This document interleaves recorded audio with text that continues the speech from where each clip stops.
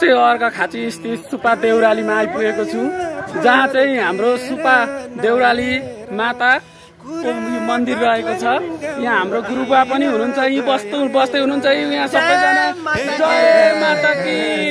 जहाँ चाहिँ हाम्रो पहिले एउटा पौराणिक कथा पनि रहेको छ। लाउरेले चाहिँ यस ठाउँमा लाउरे बनेर आइसकेपछि चाहिँ यो भाकल पुरा भइसकेपछि सुनको सिक्री र तपाईँको बोका काटेर चाहिँ चढाउँछु भनेर चाहिँ यहाँ भाकल गर्नुभएको थियो। तर पछि यो बाटो नआइकन लाउरे बनेपछि अन्तै लाग्नु भएछ।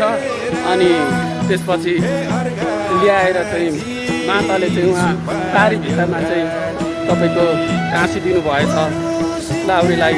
र लाउरे टाँसेको भित्ता पनि उहाँ रहेको छ, जहाँ हामी अहिले सुपा देउराली आएका छौँ। एकदमै यो साक्षात् भगवान हुनुहुन्छ। सक्नुहुन्छ भने हजुरहरू पनि आउनुहोस्। जय सुपा माता की जय।